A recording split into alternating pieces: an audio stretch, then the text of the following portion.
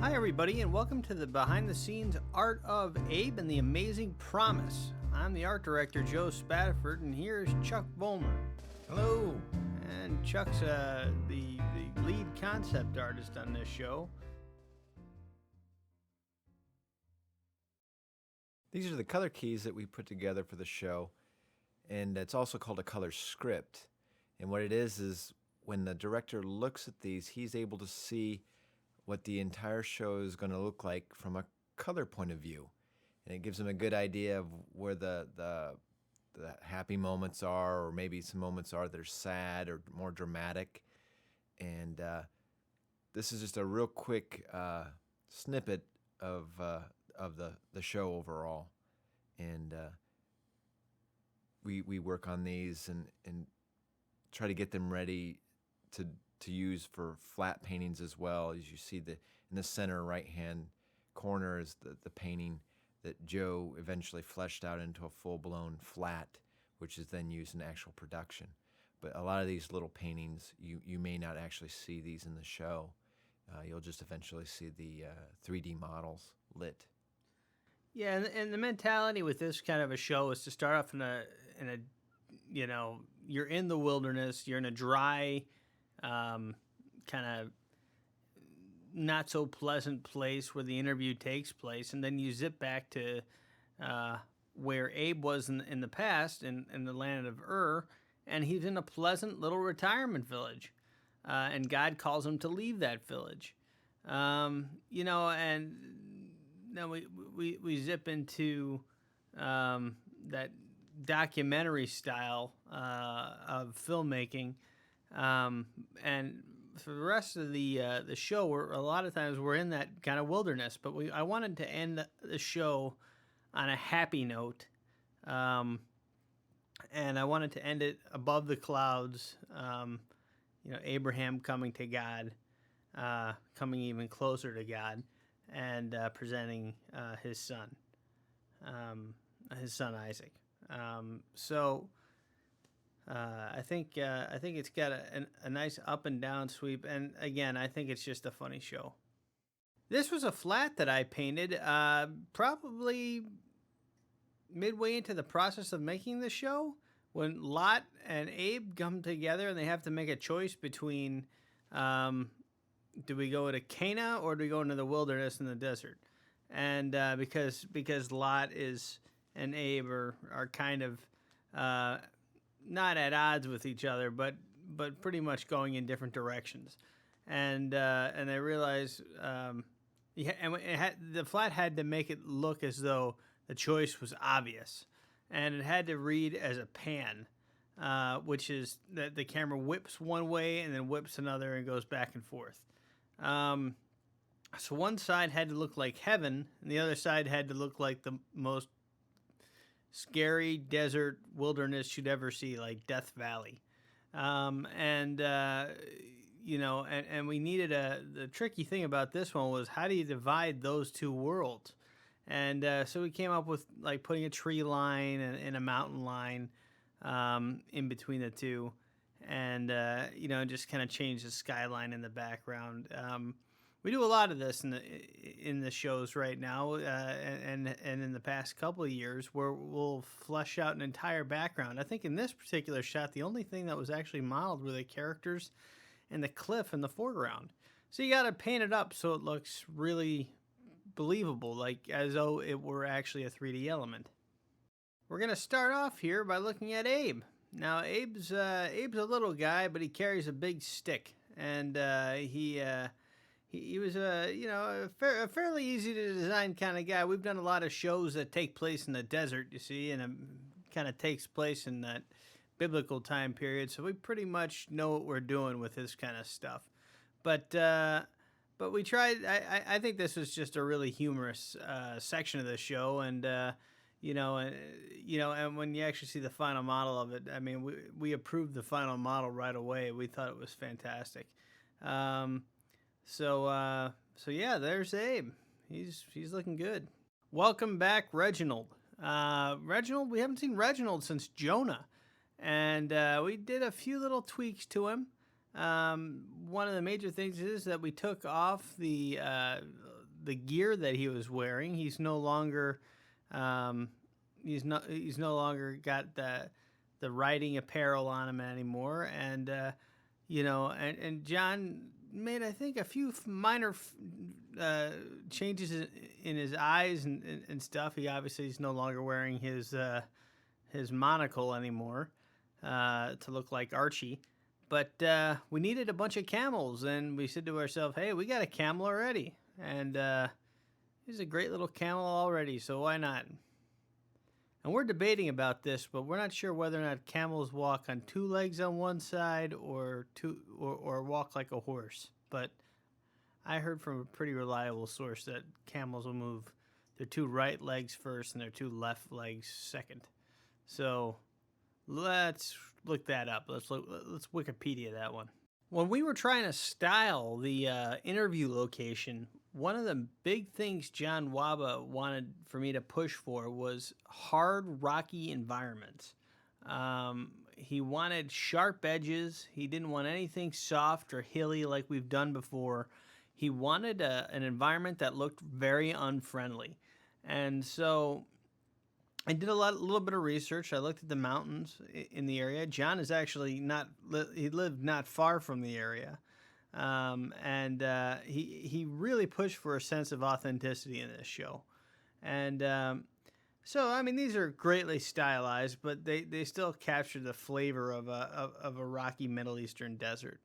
When we were trying to style the interview location, one of the big things John Waba wanted for me to push for was hard, rocky environments.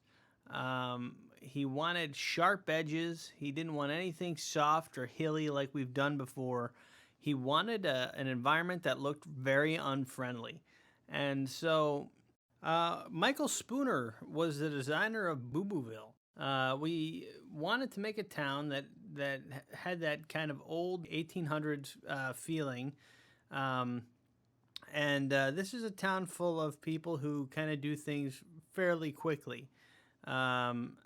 a lot of stuff in the town is kind of slapshod. Slapshod means kind of thrown together really, really fast. And so a lot of times when you see in the laboratories and everything, like a table will have, a stick for a leg, two pieces of 2x4s nailed together, and a broomstick, or something like that. And They probably use lots of duct tape.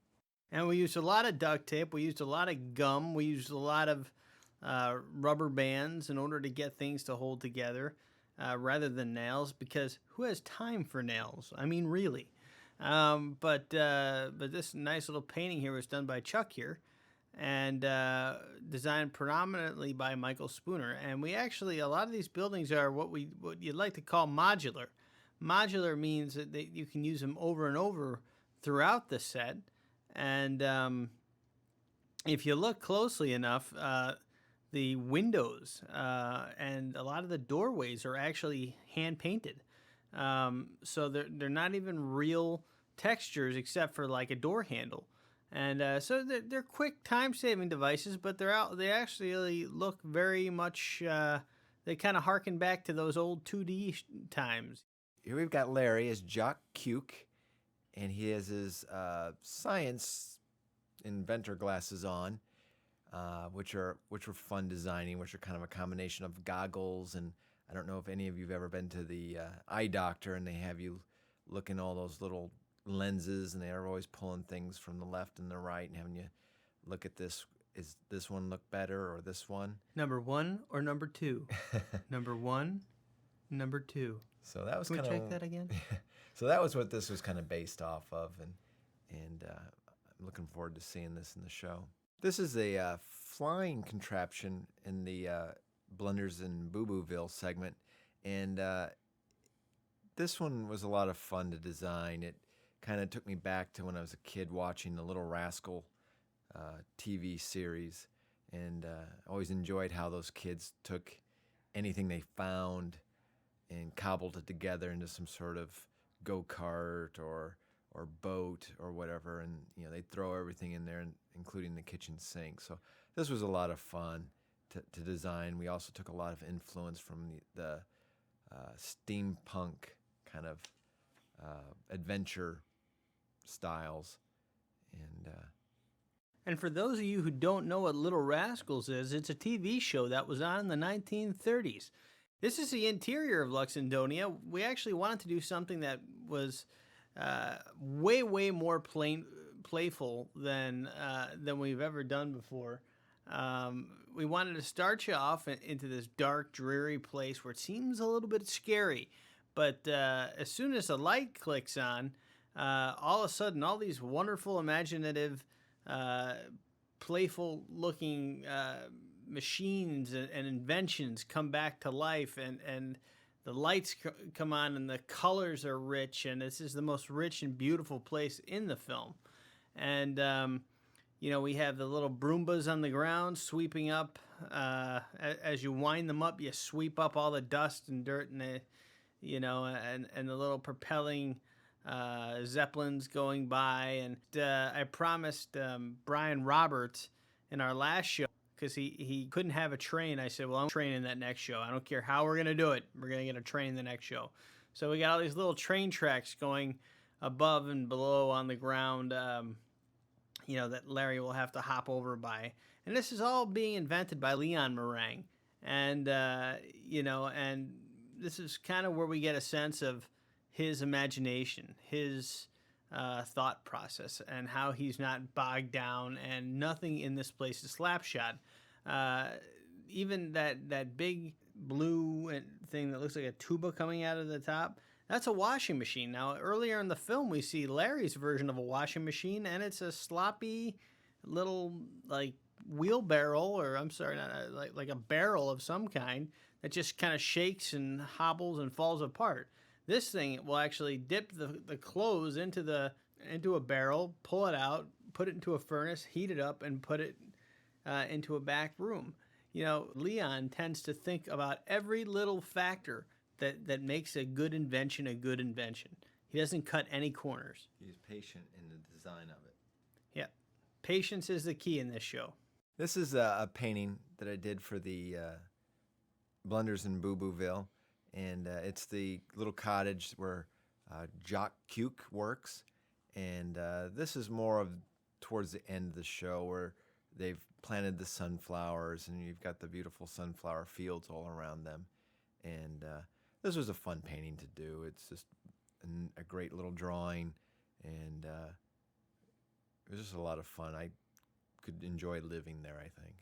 Yeah, I think so too. And again, I think I attribute that a lot to our good friend Michael Spooner, who drew the original layout for this.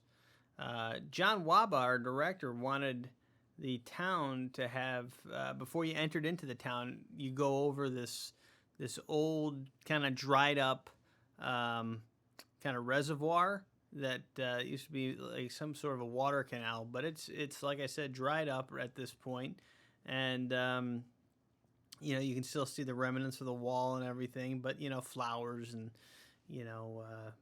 but some of the weeds that would have been in there had there been water is still there, and the shot came out looking pretty much just like this. This is the Boo Boo bird from the science portion of the show, and some friends of ours, Rob Corley and Tom Bancroft, worked on this character and roughed it out, and we kind of cleaned it up here at Big Idea and put the finishing touches on him and colored him, and this will be a fun new character in our science segment of the show, and he's kind of a goofy looking character. Yeah, we kind of wanted that look that he would be like constantly like, all the time. So just like that. Just like that. It's actually how I talk. Now, this is something that you might not notice. We talk a little bit about it during our shows, during these Art of shows, but actually every little thing that you see in this show, every ground floor, every wall, every piece of wood, every fabric, every blueprint, every picture on a wall, everything is painted by hand. And what we do is, what you see here is a whole bunch of little pictures.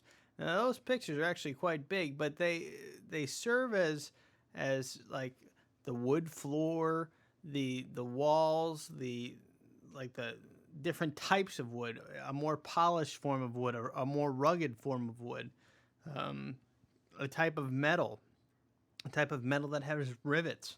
And portraits that are called for in the storyboards. And one of the things we try to do is we try to paint every aspect of the room so that a modeler or the texture team knows that I don't have to model so much because the painting is going to take care of it.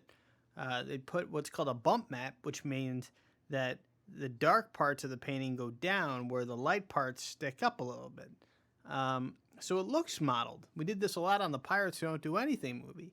And so I think this is a real kind of unique thing that we do to make our shows look the way they do. And they actually make the shows look almost like miniatures. It's like wallpaper. The textures you see there of the floor or the wall, those are actually very large paintings. And they're able to take that image of the floor or the wall, and they're able to lay that down on the wall of the 3D model in the set. So it's a lot like wallpaper or paint, and that they apply that to the three-dimensional objects, and it then makes them feel like they were painted or were built out of wood. Okay, here we've got Leon, and Leon's kind of our mentor / mad scientist. And for the opening shot, when you see him silhouetted against the large window, we wanted him to look very menacing and scary.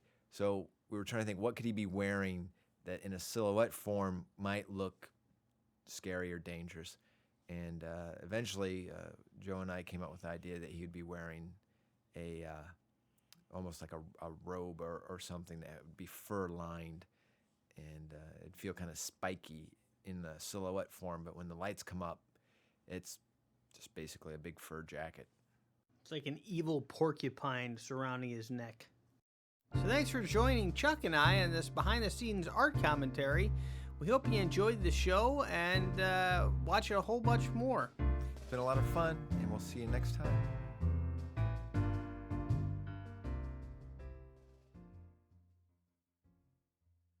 So thanks for joining. Watch a whole bunch more. It's been a lot of fun, and we'll see you next time.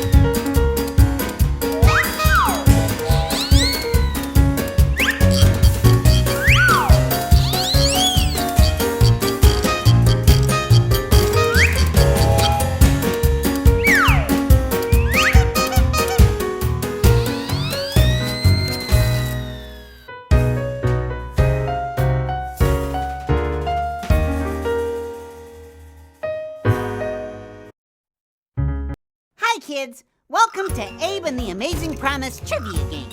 You can choose to play with easy questions or the hard ones. If you answer all the hard ones correctly, you get to watch a bonus clip.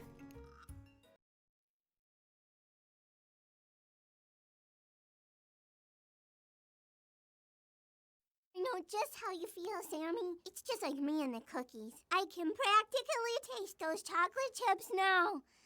Oh, boy. You got it right! You know, my name wasn't always Abraham. It used to be Abram. That was back when I was living the high life with my wife Sarah in the town of Ur. Ur. Ur.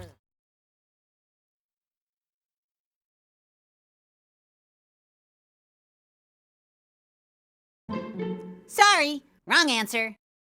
Promise trivia. I know just how you feel, Sammy. It's just like me and the cookies. I can practically taste those chocolate chips now. Oh, boy. You got it right! You know, my name wasn't always Abraham. It used to be Abram.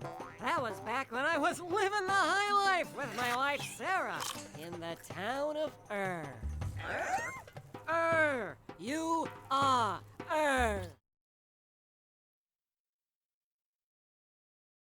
got it right!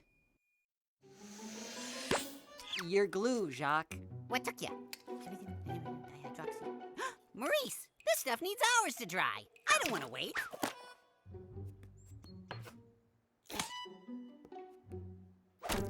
There, that'll do. You got it right! Did you forget about our practice today? Practice? Yes, practice. We need to get ready for the town's annual Boo Boo Bird Festival. We signed up as partners in the baguette relay race. Remember? Oh, don't worry, we're best buddies. I didn't forget. We're practicing during lunch, right? Right. You got it right! And after all these years, I finally made that discovery.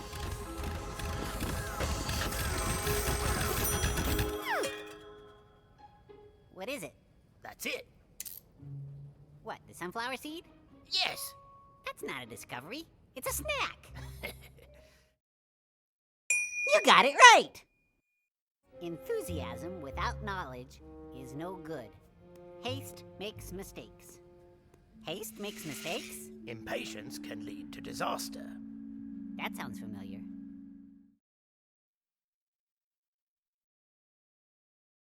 You got it right!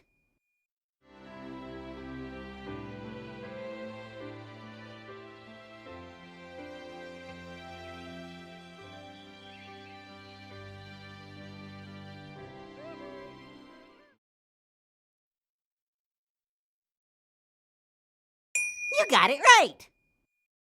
Congratulations! You got all the easy questions right. Press continue if you're ready for the really hard ones.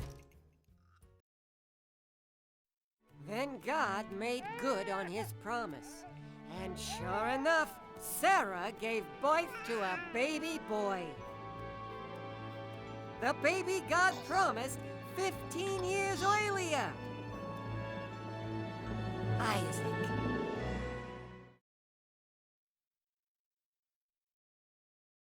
You got it right! I can't wait to show it to the guys at Pi today. Pi? Today? The Philanthropic Invention Enthusiast Club. Inventions for the good of all. That's Pi. I love pie. You got it right! Big one! Bob the Tomato here, and right now I'm in the middle of the desert. You got it right! Congratulations, my boy. It's Leon Meringue. What? You're Leon Meringue? Yes, I was. I used to be that impatient old inventor until I learned what is truly important. Well, but you said Leon Meringue almost ruined you. Yes, Jock, being Leon Meringue almost ruined me. Oh, clever. You got it right! God told me to look around, all around, east and west. He promised me that all the land would be mine, and that my descendants would outnumber the sand. You got it right! So, Abe, I too know how hard it is to wait calmly for something you really, really want. Tell us what happened next. Then I got a new name, Abraham, which means father of many nations. Has a nice ring to it, doesn't it?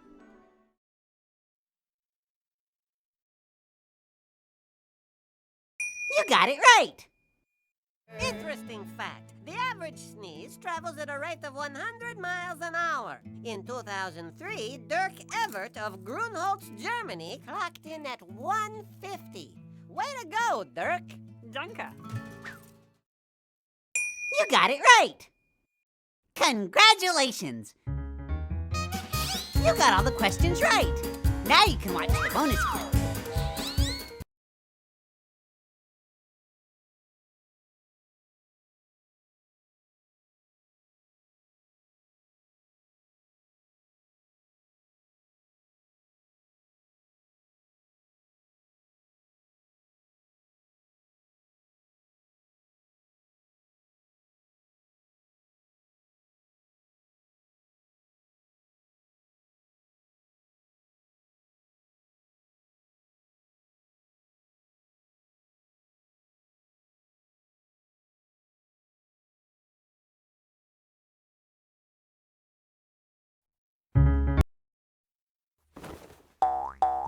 Hello, and welcome to Can You Remember? The game where you try and remember where the different sheep are. The doors will open for a moment, and then we will ask you to see if you can find the one we are looking for. Get ready, cause here we go!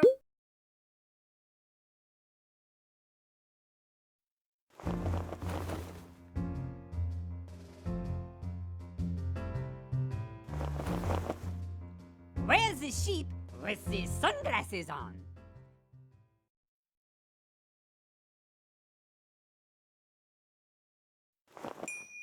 That's right!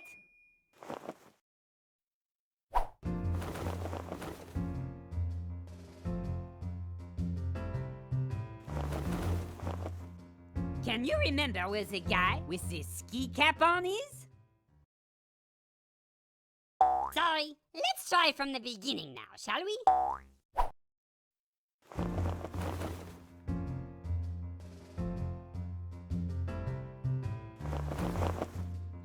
Where's the sheep with the sunglasses on?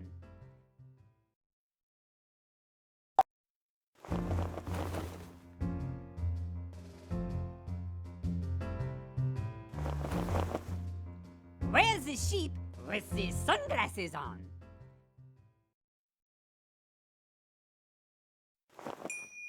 That's right.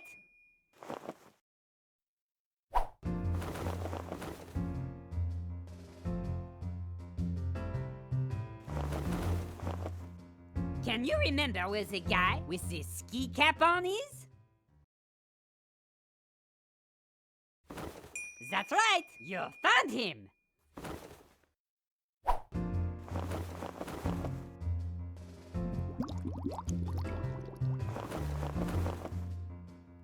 Where was the sheep with the pipe?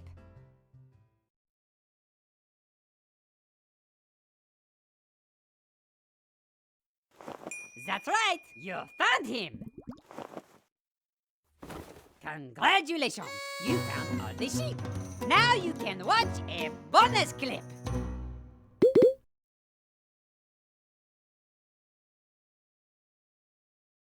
Hi there, and welcome to Sing Along Songs with Larry.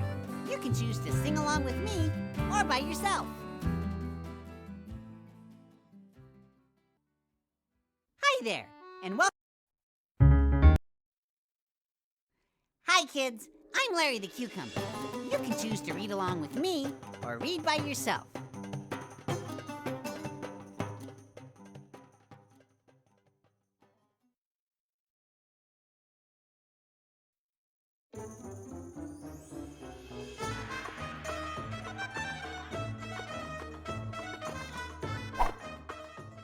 We're off to work in the brickyards, Miriam. We will see you tonight.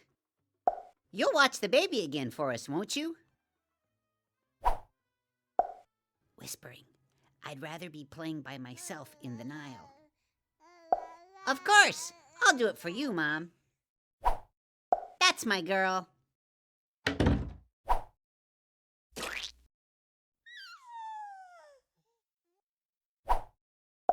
You know, I used to get all the attention till you came along. Now all I do is take care of the baby. Take care of the baby. The next day. The Egyptians just took another one. It's not safe for the baby anymore. Why? What are they doing? There are so many Hebrews in Egypt now, the Pharaoh's afraid we might take over the country. So now they are taking away all the baby boys. We need to hide him, but where? It's got to be somewhere they would never look. I think I know a place.